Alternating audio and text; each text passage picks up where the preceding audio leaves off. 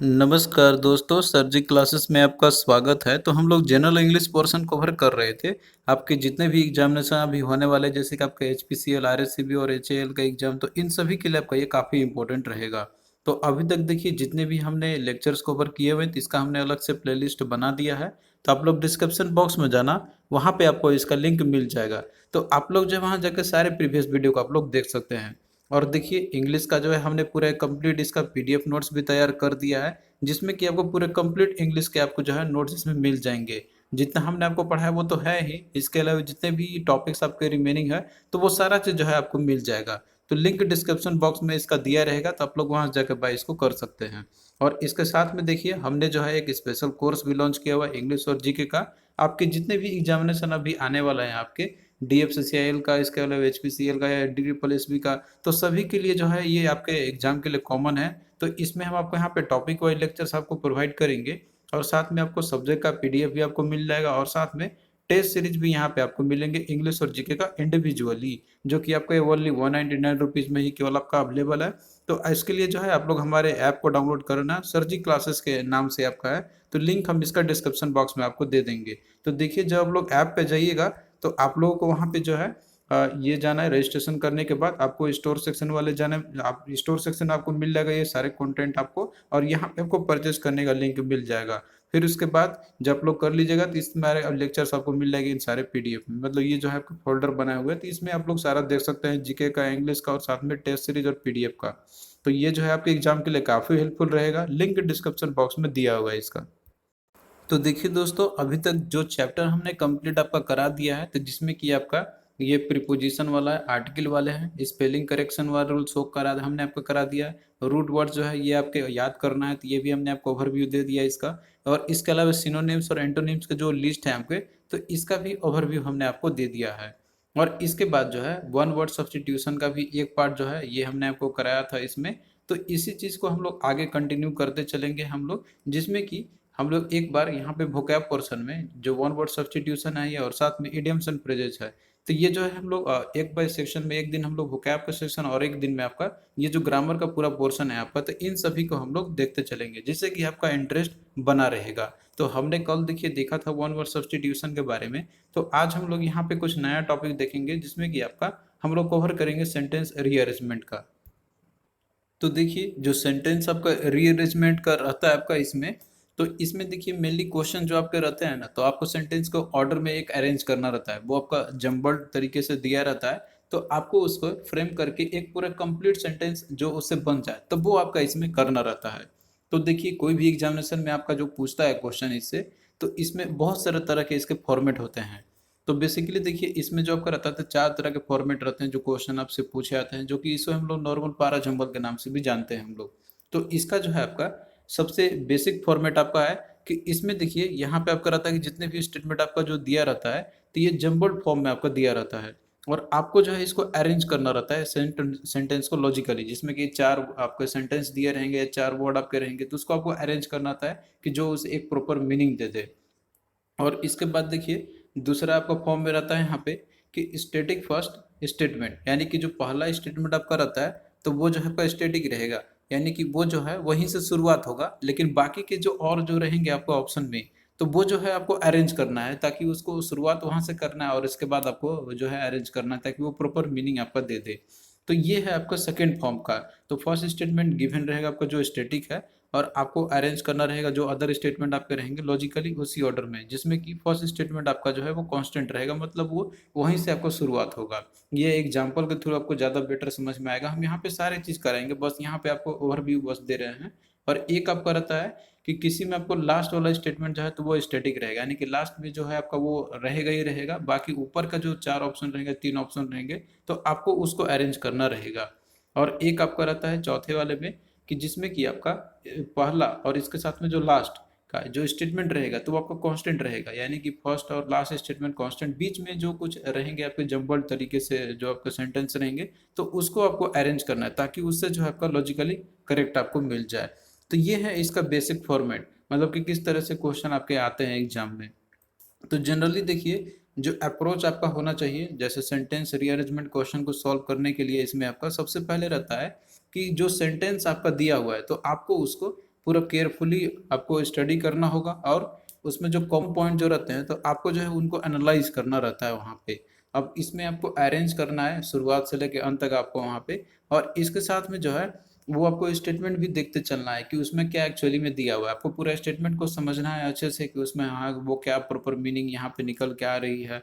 तो आपको जो है इस तरीके से करते चलना है आगे भी। अब इसमें देखिए कुछ ऐसे वर्ड्स भी आपको मिलेंगे जो वर्ड आपका रहता है बेसिकली, जिसमें कि आपके रहेंगे येट या बट या वेन या देन या फिर ये सारे वर्ड आपको रहेंगे। तो ये जो है आपको इससे क्लियर आइडिया आपको मिल जाएगा कि सेंटेंस जो है हम उसको कैसे रीअरेंज करें उसको अच्छे तरीके से। अब यहाँ पे देखिए इसमें एक और चीज़ ये भी रहता है कि कुछ वर्ड आपको ऐसे मिल जाएंगे ना कि जहाँ पे आपको थोड़ा सा समझने में प्रॉब्लम होती है कि हम इसको एक्चुअली में करें तो करें कैसे। तो उसमें कुछ ऐसे वर्ड रहेंगे कि जो एक्चुअली में वो आपका स्टार्टिंग में हो जाता है वहीं से। तो इसके लिए वोकेबलरी भी आपका अच्छा होना चाहिए, जिससे कि क्वेश्चन आप लोग इसको आसानी से सॉल्व कर सकते हैं, क्योंकि प्रॉपर मीनिंग भी आपको पहचानना जरूरी होता है कि एक्चुअली में वो सेंटेंस कहना क्या चाहता है।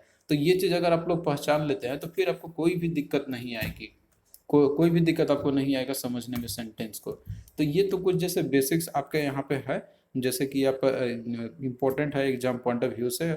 और इसका सबसे लास्ट में रहता है कि जैसे आपने पूरा अरेंज कर लिया, लास्ट में आपको पूरा पैसेज को एक बार मतलब जो आपने अरेंज किया तो उसको एक बार पूरा कंप्लीट पढ़िए, तो उससे आपको थोड़ा लॉजिकली करेक्ट आपको मीनिंग मिलेगा, या फिर करेक्ट मीनिंग आपको पता चलेगा वहाँ से। और अगर पूरा करेक्टली तरीके से आता है तो आप लोग समझिए कि मेरा जो किया हुआ है वो सही है। तो यहाँ पर बस केवल ये बेसिक चीज आपका यहाँ पे है, बट देखिए जब तक आप लोग प्रैक्टिस नहीं कीजिएगा, क्वेश्चन नहीं कीजिएगा, तब तक इस पे आपको कमांड नहीं आएगा। तो आप लोग बहुत सारा प्रैक्टिस कीजिए इस पे, तो जो है आपका जाके क्लियरिटी और अच्छे से रहेगा सब्जेक्ट के ऊपर में। तो यहाँ पे देखिए कुछ आपको हम यहाँ पे एग्जाम्पल आप कराएंगे क्वेश्चन का, जिस तरीके से आपके आते हैं, जिससे कि आपका यहाँ पे डाउट जितने भी रहेंगे तो आपका क्लियर हो जाएगा। तो क्वेश्चन आपको देखिए जितने भी फॉर्मेट में आते हैं वो आपको हम सारे फॉर्मेट यहाँ पे कराएंगे। तो एक तो आपका रहेगा यहाँ पे फॉर्मेट ये रहेगा कि जैसे दिया रहेगा गिवन बिलो और jumble statement arrange the following logical form. तो यहाँ पे जितने भी स्टेटमेंट आपके दिए हुए हैं तो ये जंबल्ड में आपका दिया हुआ है सभी के सभी। तो आपको इसको एक करेक्ट ऑर्डर में आपको अरेंज करना है, जिससे कि एक आपका लॉजिकल फॉर्म मिले, एक लॉजिकल मीनिंग वहां से निकले।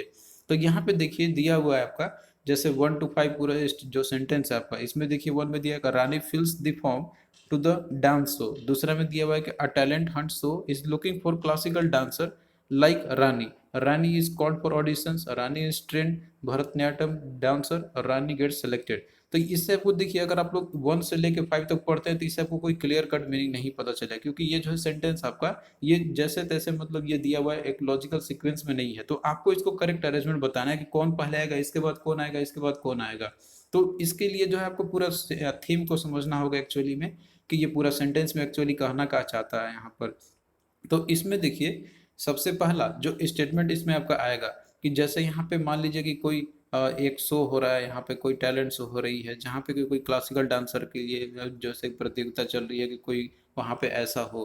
तो इस तरीके से कुछ आपका निकल रहा है। अगर पूरा आप लोग पढ़ते हैं थोड़ा बहुत आइडिया को मिल जाएगा, लेकिन जो प्रॉपर सीक्वेंस जो स्टार्टिंग आपका होगा तो वो होगा आपका यहाँ पे पहले रहेगा आपका पहला ये पहले आएगा कि Rani is a trained Bharatanatyam dancer. तो ये है आपका पहला शुरुआत होगा। अब इसके बाद देखिए यहाँ पे ये रहेगा कि a talent hunt show is looking for classical dancer like Rani. तो ये तो आपका दूसरा इवेंट होगा कि हाँ कि वो कोई जो है एक टैलेंट हंट शो है जो कि इस तरीके का क्लासिकल डांसर लाइक रानी है, तो वो उसको देखना चाहता है कि हाँ ऐसा होना चाहिए। फिर इसके बाद जो है देखिए कोई भी अगर मान लीजिए टैलेंट हंट शो होगा तो उसमें पार्टिसिपेट करने के लिए पहले कोई फॉर्म फिल करेगा। तो उससे वही आपका नेक्स्ट एक फ्रेम में आपका आएगा कि Rani fills the form to the dance show. अब इसके बाद देखिए जैसे फॉर्म कोई फिल करता है उसके बाद फिर क्या होगा वहाँ पे ऑडिशन का शो होगा, यानी कि दिखाया जाता है कि हाँ एक्चुअली वो परफॉर्म कर सकते हैं कि नहीं। तो ये फिर ऑडिशंस होता है, उसके बाद ना कोई लास्ट में सेलेक्टेड होगा। तो यहाँ पे अगर आप लोग पहले ये कर देते हैं जैसे कि 5 पहले और 4 बाद में कि Rani get selected, Rani is called for audition, तो ऑडिशन पहले होगा बाद में ना सिलेक्टेड होगा वहाँ सिलेक्शन होगा उसका। तो 5 आपका बाद में होगा, 4 पहले होगा आपका।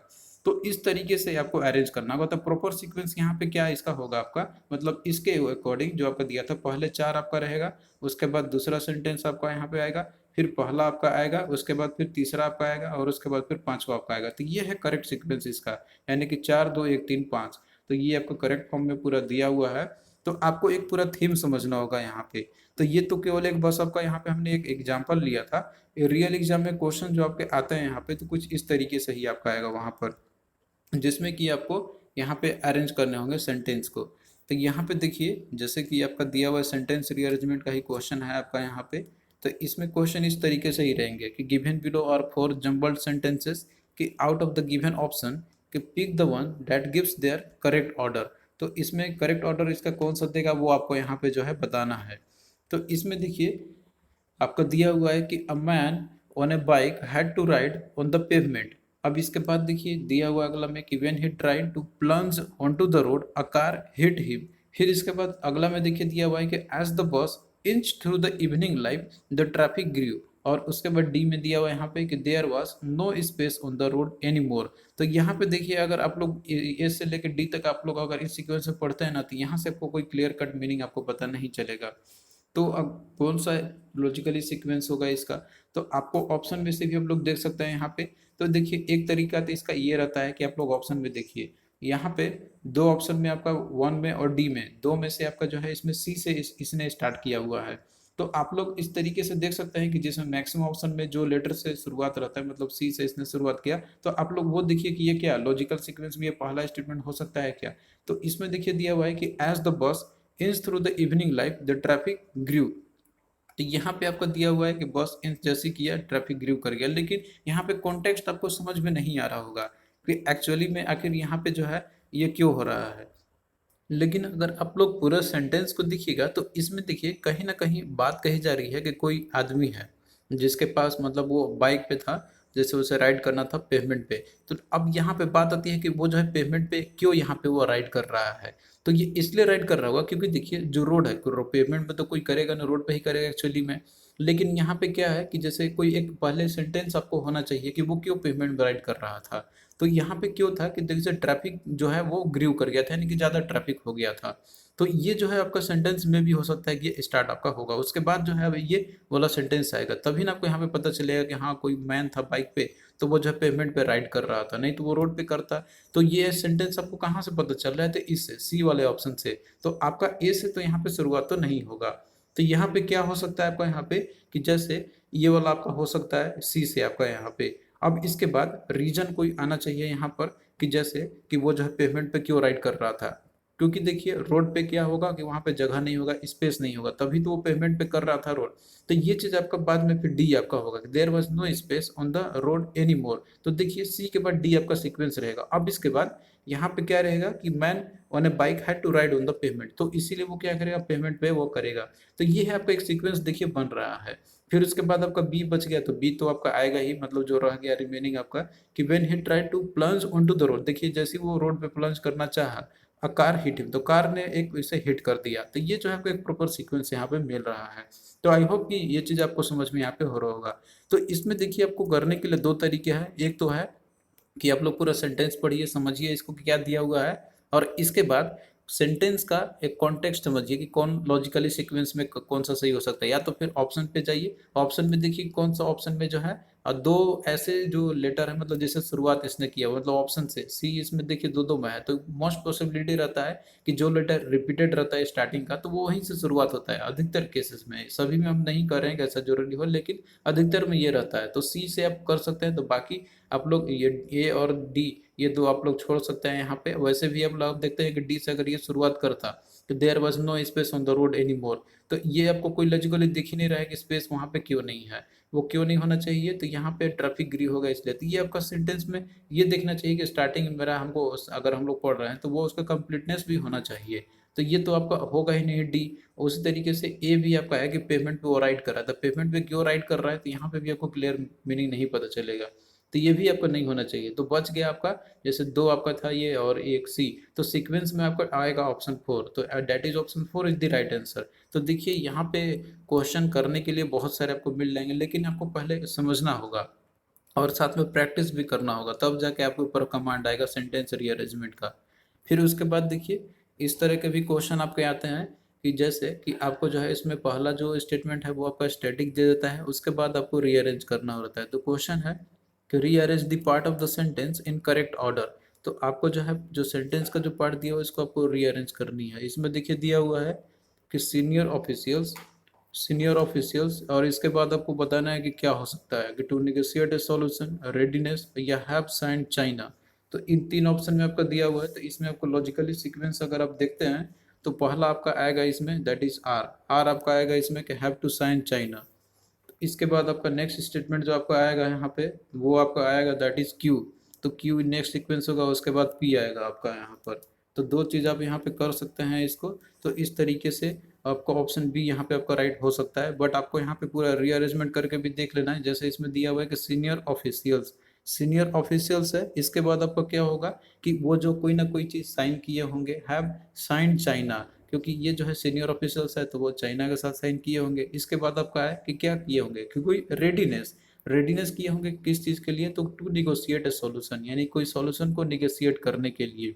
तो इस तरीके से क्या होगा आपका ऑप्शन यहाँ पे B is the right answer. अगर आप लोग देखिए क्यू से शुरुआत करते हैं यहाँ पे कि दिया हुआ है कि सीनियर ऑफिशियल्स रेडीनेस, तो senior official readiness have sign China, तो रेडीनेस यहाँ पे कोई मीनिंग नहीं देगा, तो ये तो आपका ऐसे ही एलिमिनेट हो जाएगा। फिर पी जो आपका दिया हुआ है इसमें, तो पी के साथ अगर आप करते हैं यहाँ पे कि senior officers to negotiate a solution, तो निगोशिएट ए सॉल्यूशन, तो ये में भी आपको हो सकता है कि हाँ ये तो लग रहा है, लेकिन उसके बाद आप यहाँ पे आर दिया हुआ है कि हैव साइन चाइना, तो senior officer to negotiate have sign China, तो कोई एक मीनिंग नहीं निकल रहा है प्रॉपरली, तो ये भी आपका नहीं होगा।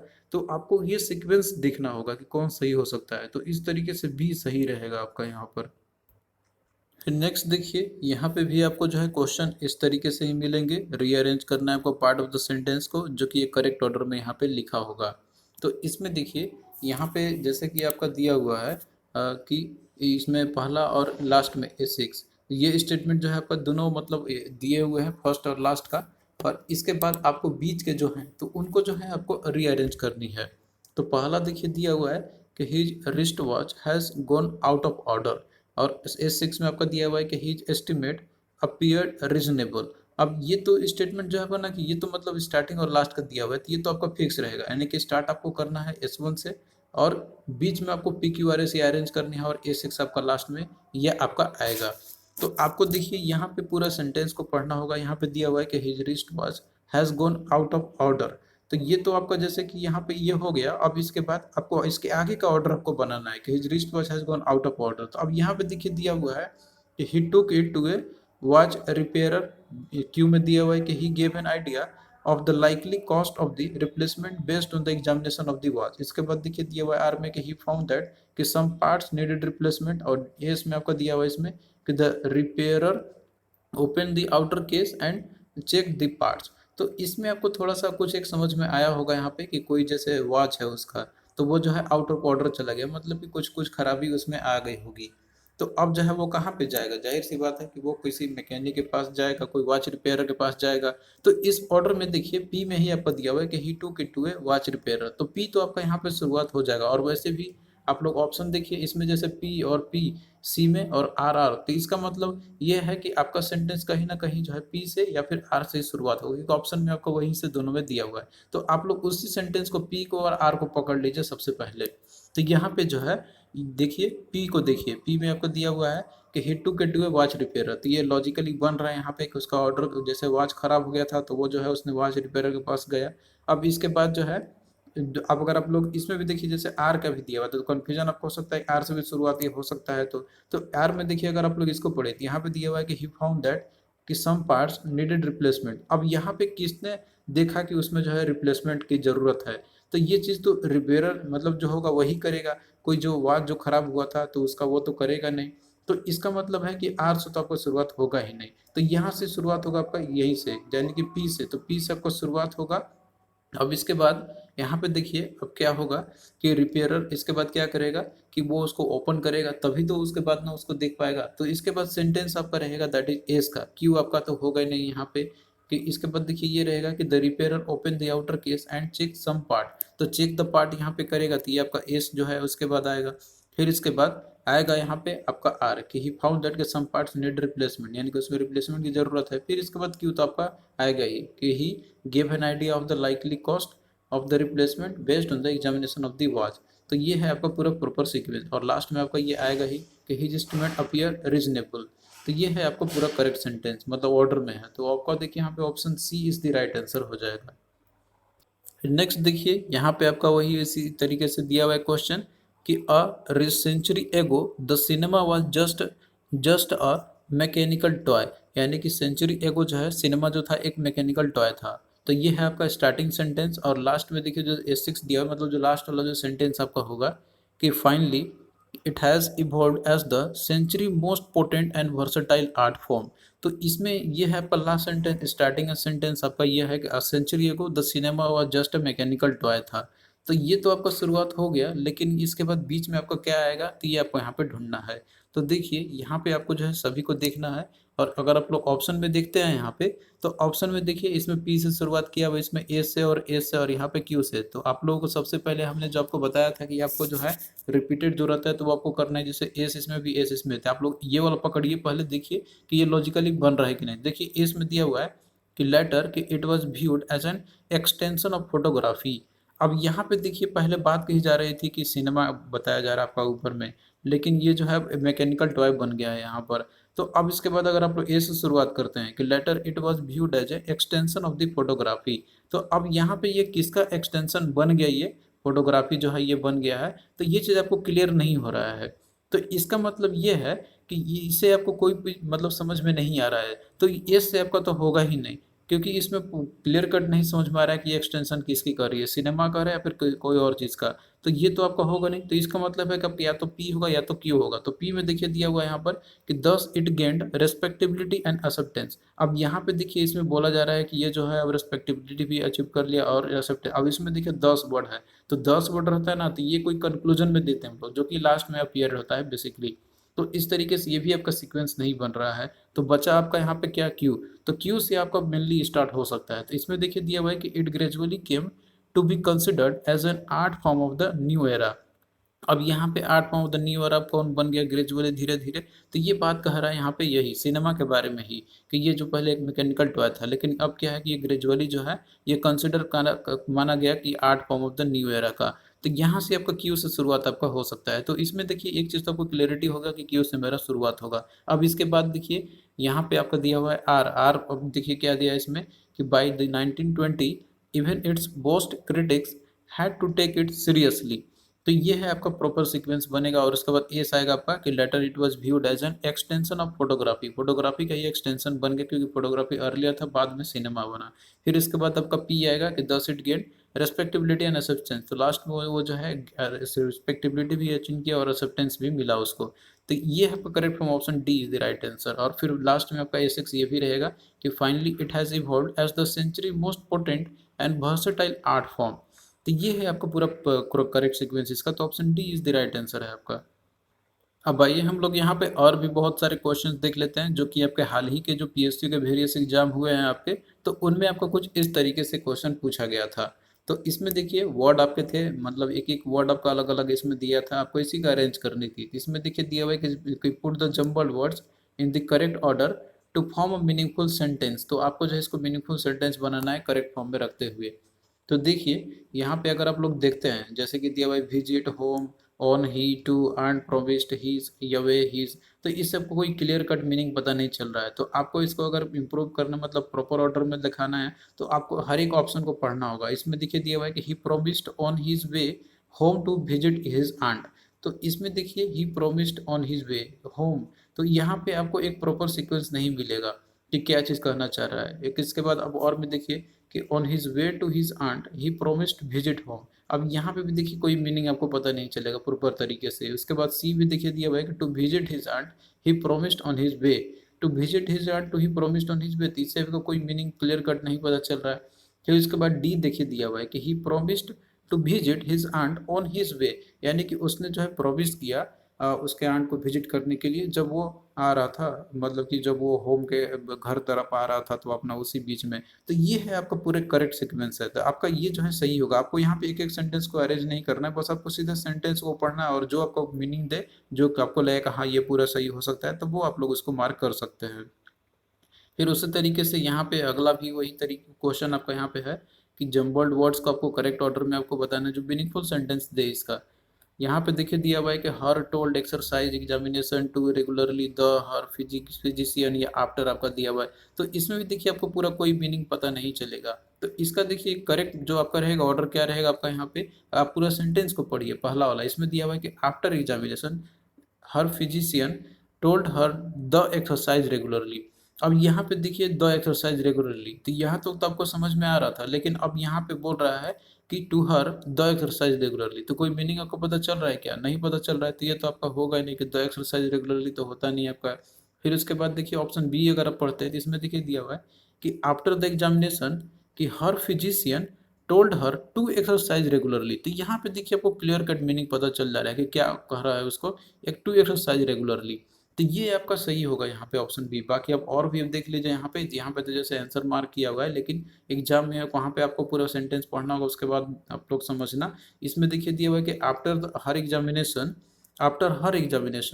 इसके बाद दिया हुआ है कि the physician told her to exercise regularly. तो आफ्टर हर एग्जामिनेशन तो है यहाँ पे, लेकिन अब क्या है कि द फिजिशियन बोल रहा है वहाँ पर कि टू हर, तो यहाँ पे दो दो बार देखिए हर इसमें आपका यूज़ किया गया है। तो ये जो है आपका यहाँ पे करेक्ट तरीके से नहीं होगा कि हर फिजिशियन, यानी कि उसका जो फिजिशियन है तो वही कर रहा है यहाँ पे हर एग्जामिनेशन नहीं। यहाँ पे क्या होगा कि पहले एग्जामिनेशन होगा तब ना वो कोई एग्जामिनेशन उसका कोई एक खास जो उसका एग्जामिनेशन मतलब जो फिजिशियन है तो वो बोल रहा है एक्चुअली में।